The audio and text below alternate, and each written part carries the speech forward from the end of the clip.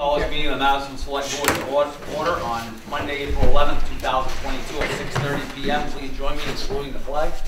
I pledge allegiance to the flag of the United States of America and to the republic for which it stands, one nation, under God, indivisible, with liberty and justice for all. Let the record show all selectmen are present. Consent agenda warrant number 34, 32822, number 35, 32822. Payroll register number 13, 33122, and number 14, 4722. Make a motion to accept the warrants and payroll.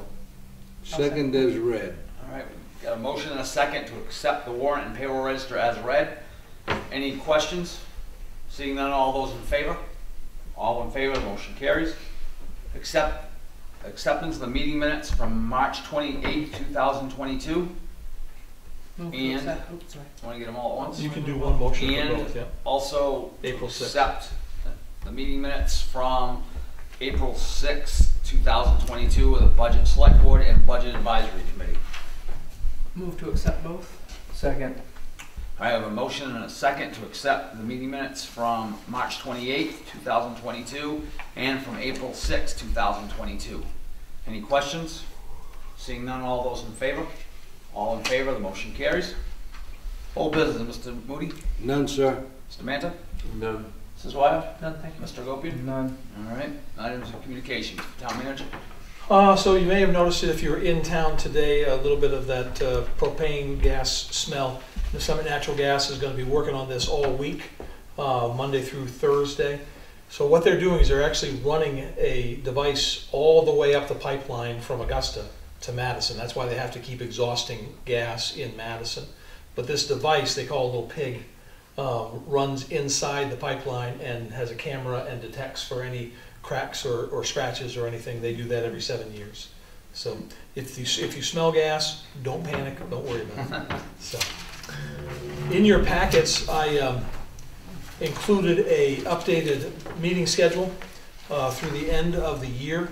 This includes town meeting and a couple of assessors meetings. I did put a question mark on Monday, May 23rd. I plan on being out of town and coming back into town on that day, so I don't know if I'd be prepared for a meeting that night. It's kind of tricky because the following Monday, May 30th, is Memorial Day. And the previous meeting to that is on May the 9th. So there would be a long gap between May the 9th and town meeting. However, if you needed a meeting, you could certainly call one in that. 6th, June 6th. June 6th would be available if you needed to have a meeting before town meeting. I'll wait and see what's. Yeah, we can certainly wait and see. You may have some things from the school budget that you need to sign in a public meeting, as you do every year. So I told Kathy today that once she figures that out, she could probably arrange a meeting to do that if that's the only item on the agenda. So We have to figure out when their meeting is. that's right, and we haven't figured that out yet. Okay. So. All right, so we'll kind of leave that. The 23rd is out. 23rd I won't be available. You can have a meeting, but I won't be. And probably wouldn't do us any good to go to the 16th because their meeting's probably not to be that early. Right, I'm not sure. Okay, so let's wait and see. Okay. So that's really all I had for communication items. All right. The only other thing on this, maybe towards September, we should maybe start back in East Madison, maybe. Well, we were just talking about that, and I was wondering if you wanted to wait till spring of '23, or depending on where we are as far as pandemic rules and regulations. Yeah. The only problem is we have this room that really allows us to spread out. You don't have that luxury in East Madison. Right. No, we figured that out. But yeah, I mean, we can take a look at it as we move through the summer and Okay. kind of how people feel about that. And maybe in the fall, shoot Yeah, for. maybe in the fall. Okay. I mean, it's just tough to meet heat over there after we get done with town meeting because there's a lot of stuff that has True. to happen in August also with the assessors and True. things like that. Okay. So maybe the fall or maybe after the first of the year probably. Okay. All right, new business, department head reports. We have the fire chief's report, we have the sheriff's report, and I don't know if Jeff. The road commissioner is not available tonight. He did want me to pass along that, despite the fact that we're into some early spring weather, In-town spring cleanup will still be the last week of April and the first week of May. So that's what everybody, if people start asking you questions, that's, Up on the sign. that will be up on the sign probably when Jeff gets back. Okay. So, I have a question on Donnie's report here. The tanker that we're replacing didn't pass inspection. that is correct. So are we going to just get rid of it at that, with that being known? And So the 1990 tanker really hasn't been out of the garage for months to respond to a fire. yeah. The state inspection is due this month, and Donnie had it looked at, and it would take about 3,000 plus just to do some of the things that are natural wear and tear, like bushings and all that, to get it to pass inspection.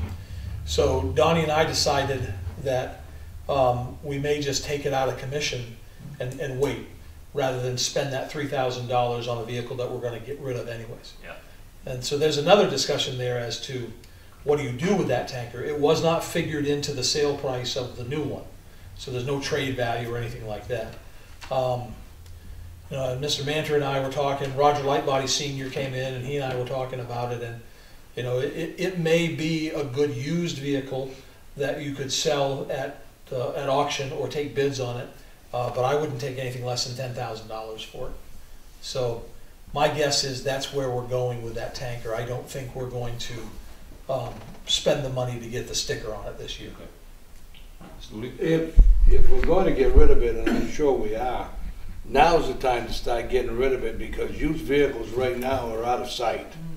So to me, I would say, the quicker we can get a sale on it, the better off we're going to be, and the more fortunate we're going to be.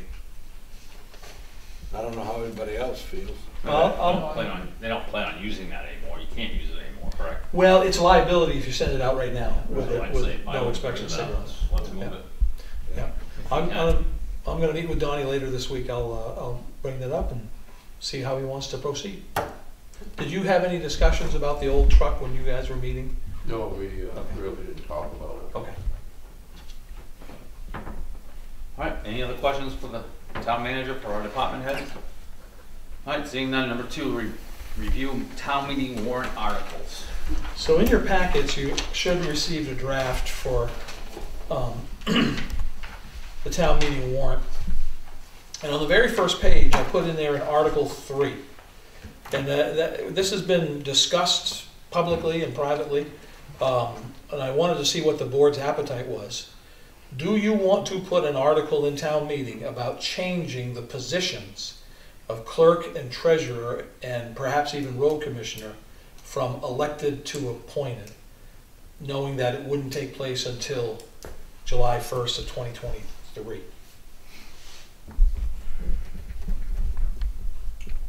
Comments? Snooty. If I was the road commissioner, and I don't know how Jeff feels about it, I haven't talked to him, I'd be sick and tired of every year going out and get 30 damn signatures so that I could continue my job, I always thought, either give him a 3-year stint or get rid of it. But as far as the clerk treasurer position, every year that position gets more critical.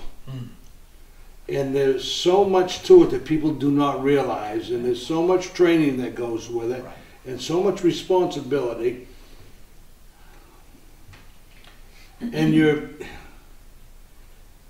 could very easily get somebody in there that just can't or couldn't, I wouldn't say can't, but couldn't handle that job. And that's going to disrupt the whole system up there with what you've got going on. I'm all for, as far as the clerk treasurer, having that as an appointed position, because you need somebody with some background to take that over. It's not like in the old days there wasn't much to it, and now the state comes up with all these mandates and rulings, and like now the elections are crazy with what they have to go through and set up and do. That's my opinion. I say the clerk treasurer needs to we need to go to the town and explain this to them and get it as an appointed position, so that when it does come up, you know, we have at least have the option to pick somebody that's qualified. Right now, we have no option, the town has no option, just take what you get, whoever gets the most votes. Popularity contest. Yes, it is. Smithy? Yeah, I agree with Ron, and I think either talk to Jeff if he would be for an appointed position, fine. If he isn't, I would go with at least a 3-year term. Okay. See if he would like to do that. I agree. Right. I think that those are both great points. So let's, if we add Article 3 with the clerk treasurer position, and then if we want to change the term of that, we can change the term of that. I have to add another article to that, right? Right, I mean, I think you could have one article that would handle, if you wanted to move road commissioner into the appointed position as well, you could do that in one, but if you wanted to change the terms of the road commissioner election, you'd have to do that in a separate article. Just to stress, I'm not asking you to sign anything tonight. This is just a first draft of the town meeting warrant. There'll be other drafts to come, and technically you can add something to this warrant all the way up to the end of May, a week before town meeting, before it's posted. Yeah, I just don't, I agree with this. I would agree with moving the town clerk treasurer position to an appointed position. I just don't know what you're gonna get as far as the road commissioner moving that to an appointed position. When we've done this before, it hasn't been good.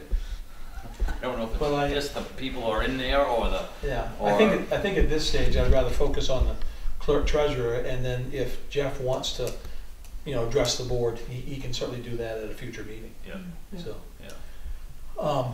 I can share this because she's turned her papers back in, so she is a public candidate, so it's no surprise. Tris Smith, who lives over on Kincaid Road, has turned her papers back in. She had 50 signatures on it. I remember when I was sick as a dog in the house, she came to the house, and I told Cheryl, I said, go sign her papers. I'm not going out there making anybody sick. So she came to get my signature today. And we had a good, probably hour and a half conversation about it. I feel very comfortable with Tris. She's a former employee of the town for 12 years. She has been working in Heartland for the town of Heartland as their town clerk, but very small town office with a town manager, only 2 staff people. So she's kind of the jack of all trades over there. She would know Trio. She'd be able to step into the situation. She's run elections over in Heartland. And she expressed to me, and again, I don't want to speak too far out of turn, she expressed to me that she doesn't believe that a position like treasurer should ever be elected. It should always be appointed. She thinks that position is too vulnerable to be an elected position. So the indication she gave to me, and again, I won't speak with her, was I don't think she'd have an issue with the position being appointed going forward. And I did talk with her, just like you said, Mr. Moody, the role of the clerk has changed so much in the last 4 years with elections that position may be time to be a full-time clerk position, because you're spending 2 months out of every year with elections.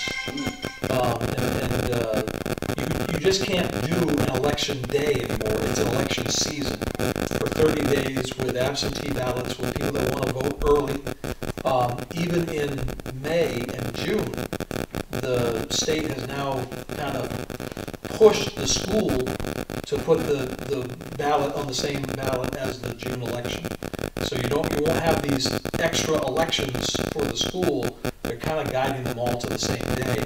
But that means you have to have everything ready 30 days ahead of time, because somebody's going to want an absentee ballot on the school budget and the selectmen and school board and all that stuff.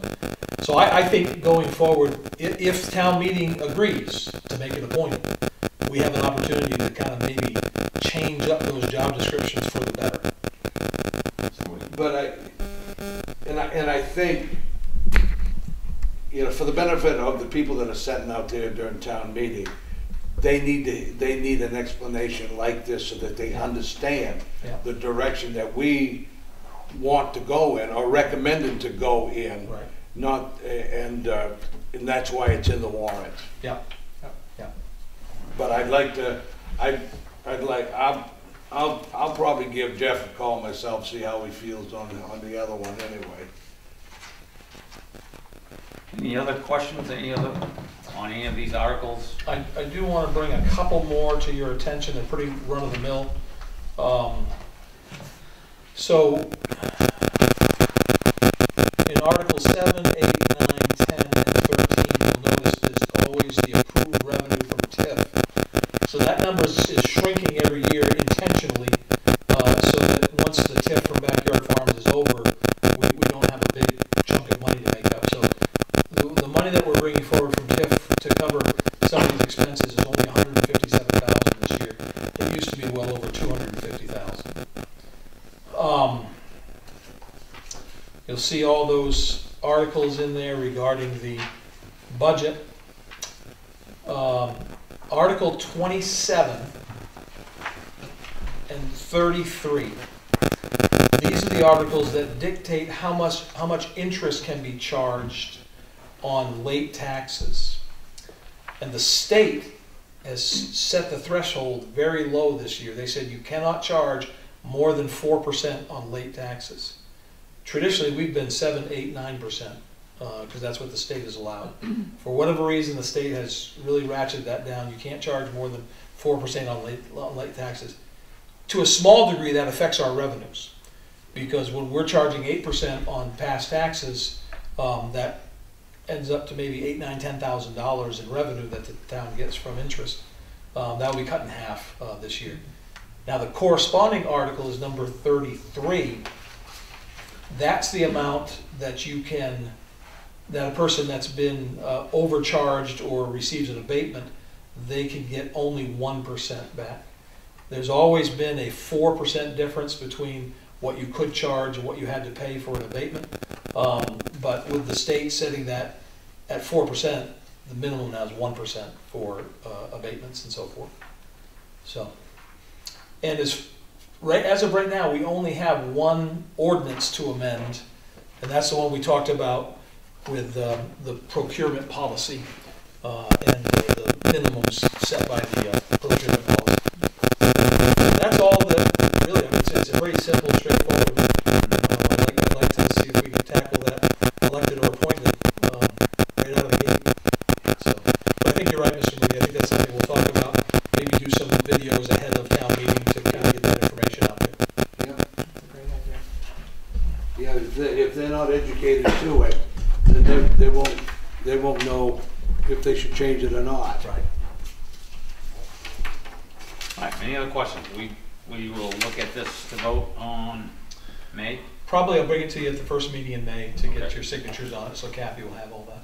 They're not gonna Probably do gonna that. have to, right? The first meeting in May, May 9th. I'll be Oh, there. okay, yeah, gotcha. But the, Yeah. everything in there that pertains to the town report is all done. It's all in the town report, and that town report will be out probably the first week in May. We probably should do this in the 25th, right, of April? Because you're only gonna have the 9th meeting. We'll try it both, if you need that extra meeting for anything. But So you have technically, the 25th of April, and then we have the 9th, and there's nothing for a period of time. right, So yeah, the 9th is gonna be the left. The 9th has to be the latest, right? yeah. We can, I don't think much is gonna change between now and Oh, then. right now? So, no, I gotta get that article number 3 done, Okay, so, all right. We'll wait till then. yeah. All right. Any other questions? All right, number 3, discuss mowing bids for 2023, 2025. Once again, if you got that little sheet right on the back page of your packet, pretty simple. The only people that responded, and we did advertise this, we spent money in the paper and all that, the only people that responded to our mowing bids are our current contractors. So Bobby Bishop, he already does the other small cemeteries. He put in a bid of $34,500. Boynton's Landscaping already does the town-owned property. They put in a bid for $24,000. And York's Lawn Care already does Forest Hills. They put in a bid for both Forest Hills at $66,000 and the other cemeteries, which is higher than Bob's bid. But those are 3-year bids. So Boynton's is gonna charge $8,000 a year, York's gonna charge $22,000 a year for Forest Hills, so you get the idea there. Other than York's lawn care, which is probably up around 10%, the other ones are fairly, not that much more than what we've been paying for the last 3 years. And I've been satisfied, and I hope the residents have been satisfied with what they've been doing. I think York's Lawn Care has done the best job up there on Forest Hill that anybody's done. Yeah. And there's been a lot of comments of attaboys about the Yeah. job that's been done up there. I think the other two have done a good job too on there. Yeah, I'm just The talking about that cemetery. specific I know with Bobby, area. it's out in the woods Yeah. a bit sometimes, so. Yeah. And we're gonna make some changes to clean up some of these cemeteries that are gonna help the road. That's right.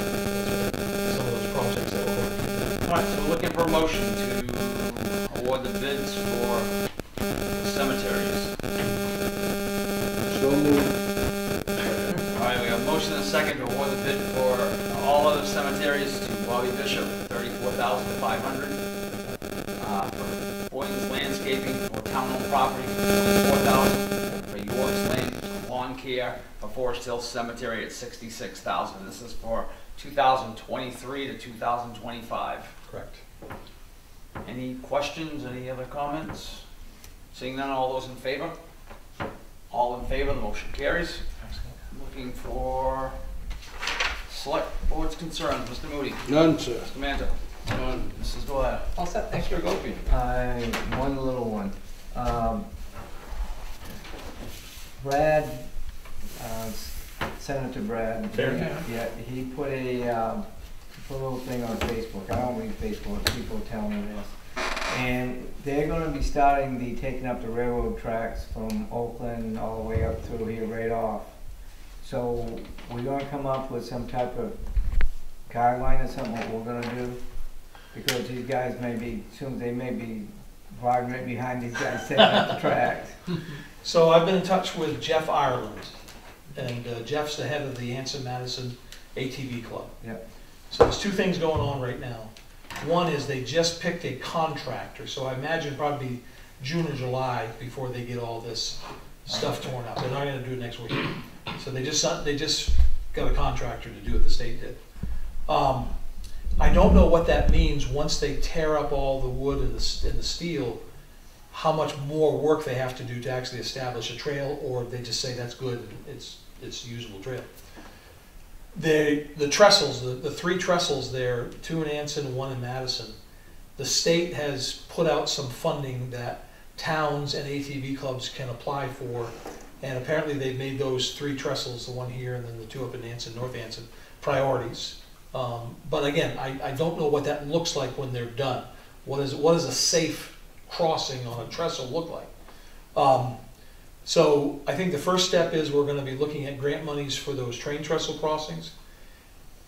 If the ATV club has ideas about where they want to steer traffic off of the trail onto gas stations, eateries, trophy shops, that gun ranges, that sort of thing, that will definitely have to be something that this board puts a lot of attention into. Where do you want it? How does it work? There's certain state rules and regulations that allow for travel right now, but you would definitely have to, work that out with the ATV clubs. So that's something we'll wait for them to come to us. Wait for them to come to us. I would say I know that these grants have to be in by May, so I'll be talking to Jeff in the next couple of weeks. I do know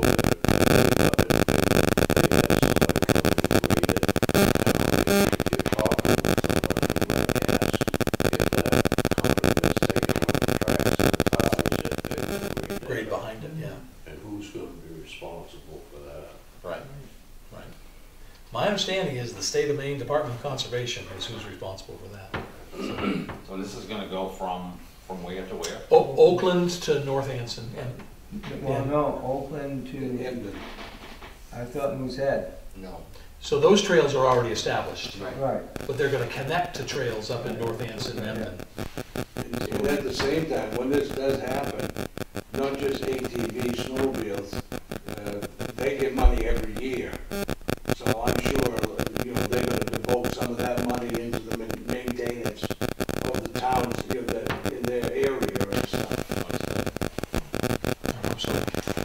we have talked about this before, I mean, back years ago, we talked about snowmobiles going down Western Avenue from Weston's to Irving. At that time, the board did not support that, so. When they ran those, we talked about it. This would be a big deal amongst those clubs, for sure. All right, any other questions? Gonna need speed police. Any citizens' concerns? All right, seeing none, looking for a motion to adjourn? Make a motion to adjourn. I'll second. A motion and a second to adjourn, all those in favor? All in favor, the motion carries, we're adjourned at 6:55.